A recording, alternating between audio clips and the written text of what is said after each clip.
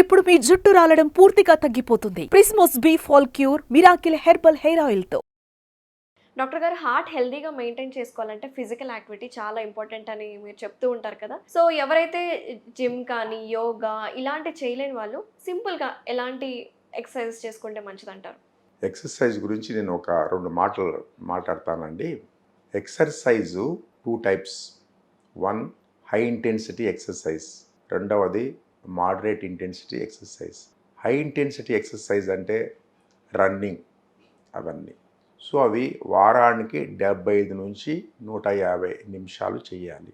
Moderate intensity exercise అంటే brisk walking, అది 300 to 400 minutes చేయాలి. అంటే రోజుకు 45 నిమిషాలు కనీసము 5 రోజులు చేయాలి. దీనివలన ఏమి లాభాలు ఉన్నాయి? నంబర్ 1, దీనివలన గుండె జబ్బులు వచ్చే అవకాశము 32% తగ్గిపోతుంది. 45 మినిట్స్ ఎక్సర్సైజ్ చేస్తే గుండె జబ్బులు వచ్చే అవకాశము 32% తగ్గిపోతుంది.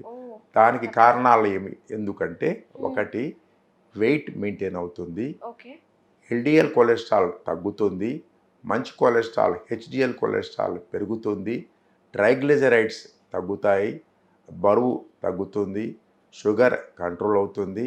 సో ఇవన్నీ ఎఫెక్ట్స్ వలన మనకు ఈ రకమైన బెనిఫిట్ 32% బెనిఫిట్ జరుగుతుంది.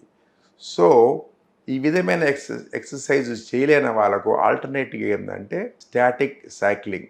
సపోజ్ మన ఇంట్లోనే సైకిల్ పెట్టేసి ఆ సైకిల్ కూర్చొని తొక్కడము అటువంటిది, లేక ఏదైనా మోకాల నొప్పులు ఉండే వాళ్ళు కూడా చిన్న స్లో వాకింగ్. సో ఏదో ఒక రూపంలో మన బాడీని always should keep on the move చేయడం వలన, అంటే 70 ఏళ్ళ వ్యక్తిని మనము బ్రిస్క్ వాక్ చేయమని చెప్పలేము, ఆయన ఏజ్కు తగిన వాకింగ్ చేస్తుండాలి. సో ఈ వాకింగ్ అనేది చాలా ఉపయోగకరమైన ఎక్సర్సైజ్. ఫిజికల్ యాక్టివిటీ అన్నది చాలా అత్యవసరమైన ఒక చర్య. దానివల్ల గుండె జబ్బులు రాకుండా అవకాశము చాలా మటుకు తగ్గించుకోవచ్చు. Very nice sir, thank you so much. నమస్తే. నమస్తే.